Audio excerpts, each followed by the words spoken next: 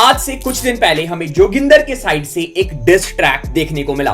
उस diss track में जोगिंदर ने डी अब्दुल के ट्रैक उड़ता तीर का रिप्लाई किया और साथ साथ में कृष्णा और एमिवे को भी लपेट लिया। ये गाना बना रहा है, पैसा उड़ा रहा है, रील बंटी गाने में गालियां गा रहा है, साइना बंदा कलमकार से डिस मार के। सो एग्जैक्टली यहाँ पे कॉन्टेक्स्ट क्या है, जोगिंदर ने क्यों डिस ट्रैक ड्रॉप किया है, ये समझने के लिए हमें थोड़ा सा पीछे जाना पड़ेगा। ऑन May 28, 2022 ठगीस ने अपने YouTube चैनल पे एक वीडियो अपलोड किया जिसमें उन्होंने अदनान 07 जो कि एक एक्स टिकटॉकर है, उन्हें फ्रेंडली वे में रोस्ट किया। ये क्या है भाई?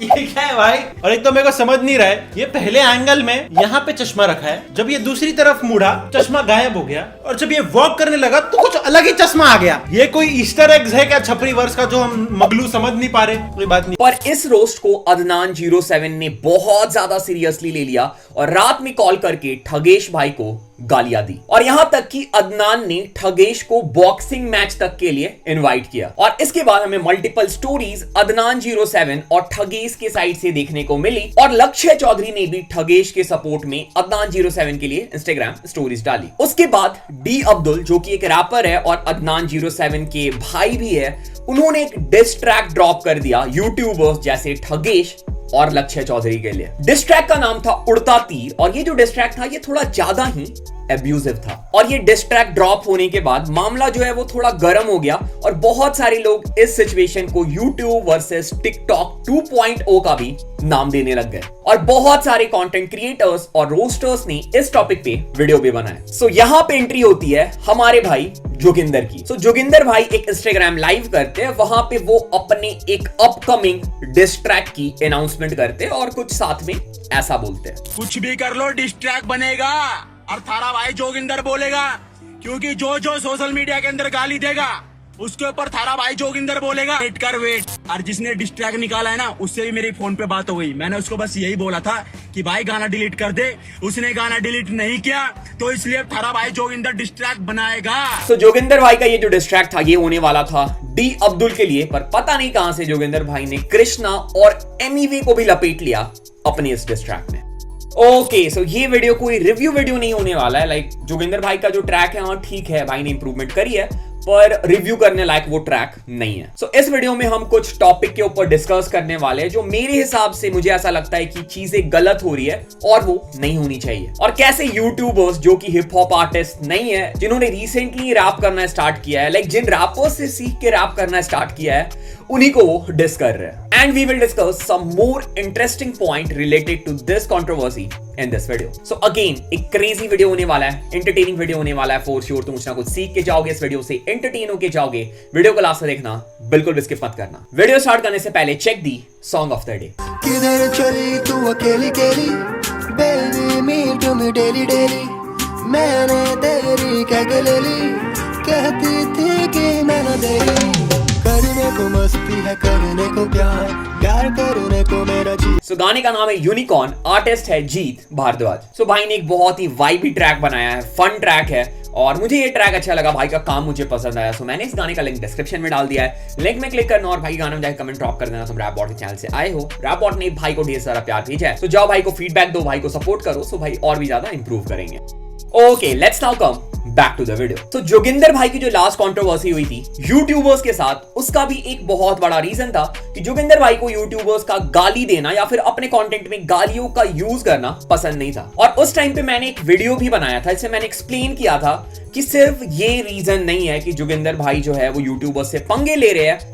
जोगिंदर भाई इज एक्चुअली वेरी स्मार्ट, उन्हें एग्जैक्टली पता है कि कैसे यूट्यूब में ग्रो करना है और कैसे ऑडियंस को अट्रैक्ट करना है। क्योंकि अगर सिर्फ गालियों की बात होती तो उस टाइम पे वो ट्रिगर इंसान को टारगेट नहीं करते। मेरे हिसाब से ट्रिगर इंसान जो है वो गालियां अपने कंटेंट में यूज नहीं करते हैं। सो एक बात है जो मुझे जोगिंदर भाई की अच्छी लगती है, और मैंने ये पुराने वीडियोस में भी बोले हैं कि वो अपने कंटेंट में गाली बिल्कुल भी यूज नहीं करते और वो गालियों के अगेंस्ट भी है। लाइक मैं खुद अपने कंटेंट में गाली यूज नहीं करता हूं, क्योंकि मुझे लगता है कि गालियों के बिना या फिर अब्यूजिव लैंग्वेज के बिना भी मेरा कंटेंट लोग देख सकते हैं और वो उतना ही एंजॉय करेंगे। पर अगर कोई दूसरा content creator abusive language use करता है अपने कंटेंट में, तो मुझे उससे कोई प्रॉब्लम नहीं है, क्योंकि अगर तुम कंटेंट रियल रख रहे हो तो रियल वर्ल्ड में गालियां चलती है। अगर तुम अभी घर के बाहर निकल के पान दुकान में जाओ या फिर कोई टपरी में जाओ तो वहां पे जो लोग बैठ के बातें कर रहे हैं वो अपने लैंग्वेज में गालियां यूज करते हैं। और हाँ, मैं यहाँ पे गालियों को प्रमोट नहीं कर रहा हूँ, मैं बस बता रहा हूँ कि रियल वर्ल्ड में चीजें कैसे काम करती है। तुम इमेजिन करके देखो, गैंग्स ऑफ वासेपुर जो मूवी है उसे अगर गालियां निकाल दिया जाए या फिर एब्यूसिव लैंग्वेज निकाल दिया जाए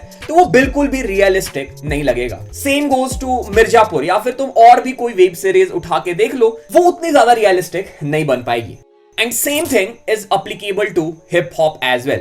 डिस ट्रैक और बीफ कल्चर जो है ये हिप हॉप का बहुत पुराना पार्ट है। लाइक 1980s से हमें डिस ट्रैक देखने को मिल रहा है। और 90s के टाइम पे ऐसा हुआ था कि रैपर्स जो थे वो गैंग से एफिलिएट होने लगे थे। बहुत सारे रैपर जो है वो गैंगस्टर बन रहे थे, गैंगस्टर रैपर बन रहे थे। और उस टाइम पे बहुत सारे आर्टिस्ट या फिर रैपर्स सूट आउट्स में फ्रीक्वेंटली अपनी जान गंवा रहे थे। और इस चीज को रिजॉल्व करने का एक ही सॉल्यूशन था जो था डिस ट्रैक। सो ये चीजें जो हिप हॉप को पहले से फॉलो कर रहे हैं और जिन्हें नॉलेज है हिप हॉप का उन्हें तो पता होगा, पर जो बच्चे अभी नए आए हैं जिन्होंने एक दो रैपर से गाने सुने हैं, मैं उनके लिए बता देता हूं कि डिस कल्चर जो है वो हिप हॉप में इंट्रोड्यूस इसलिए किया गया था कि गन कल्चर जो है वो प्रमोट ना हो, फिजिकल वायलेंस हमें रैपर्स के बीच में देखने को ना मिले। सो फिर रैपर्स की जो भी डिस्प्यूट थी, जो भी उनकी प्रॉब्लम्स थी, वो अपने गानों में एक दूसरे के लिए डिस ट्रैक बना के निकालने लग गए। And we saw tracks like hit em up by Tupac, no Vaseline by Ice Cube, kick in the door by Biggie, Ether by Nas, The Warning by Eminem, F with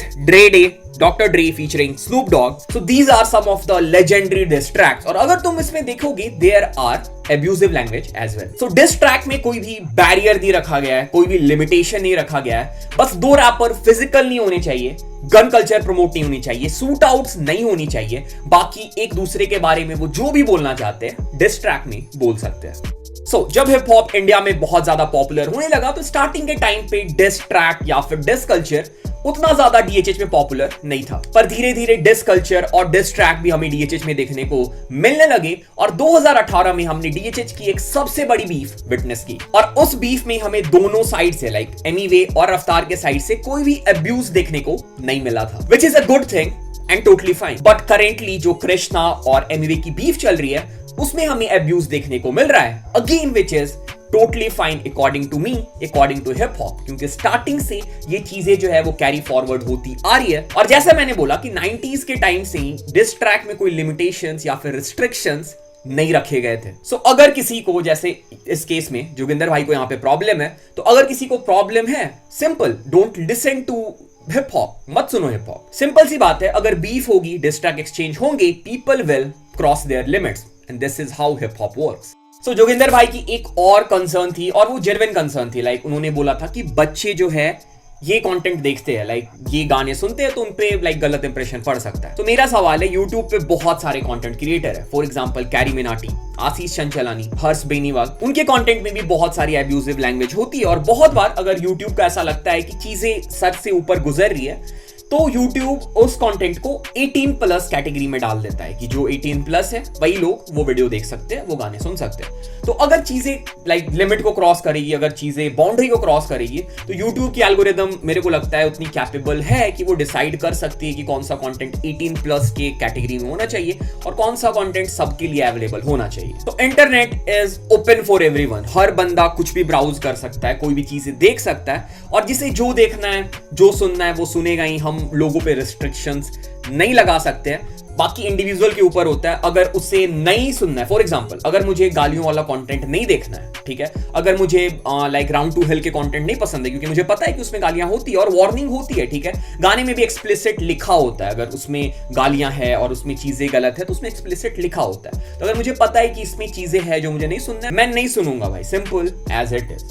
okay, so इस overall discussion का conclusion ये है कि जोगिंदर भाई जो है अपने, वो बहुत ही ज्यादा स्मार्ट है, उन्हें एग्जैक्टली पता है कि क्या करने से उनके व्यूज ज्यादा आएंगे, उन्हें अटेंशन ज्यादा मिलेगा। लास्ट टाइम उन्होंने वही काम किया था and right now again he is doing same thing. बहुत सारे हिप हॉप ऑडियंस अभी जोगिंदर भाई के पास जाने वाले हैं, क्योंकि उन्हें पता है कि उन्होंने कृष्णा और emiway का नाम ले लिया है who are like big names of hip hop, तो इंडीड उन्हें बहुत ज्यादा फायदा होने वाला। और बीच में जोगिंदर भाई का जो थोड़ा क्रेज था वो कम हो रहा था, तो भाई ने अपने हाइप को मेंटेन करने के लिए ये डिस्ट्रैक्ट निकाला, क्योंकि इस डिस्ट्रैक्ट में सिर्फ वो डी अब्दुल को डिस कर सकते थे, ठीक है। लेकिन उन्होंने थोड़ा दिमाग लगाया और सोचा कि डी अब्दुल को क्यों लपेटा जाए, उसके साथ साथ और भी लोगों को लपेटते जिससे ज्यादा हाइप मिलेगी। एंड एग्जैक्टली वही हो रहा है। गाना I think 1 million views cross कर जाएगी कुछ दिनों में और ज्यादा व्यूज लेके भी आ सकती है। सो मुझे जोगिंदर भाई से कोई प्रॉब्लम नहीं है। He seems to be a nice guy, मतलब मैंने उन्हें जेन्युइनली फुकरा इंसान के साथ बातें करते देखा है, इंस्टाग्राम लाइव करते हुए देखा है। सो यहाँ पे प्रॉब्लम तब शुरू हो जाती है जब हर बंदा, हर लोग, हर कंटेंट क्रिएटर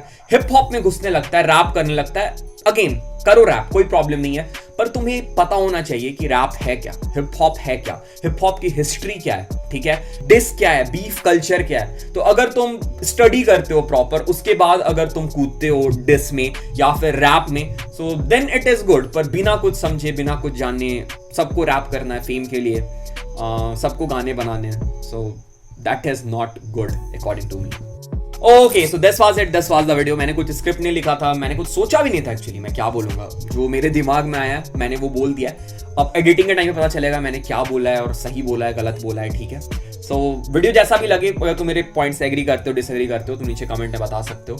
और सो this was it, this was the video. Instagram follow करना चाहते हो, लिंक डिस्क्रिप्शन में। डिस्कॉर्ड ज्वाइन करना चाहते हो, उसका लिंक भी डिस्क्रिप्शन में मिल जाएगा।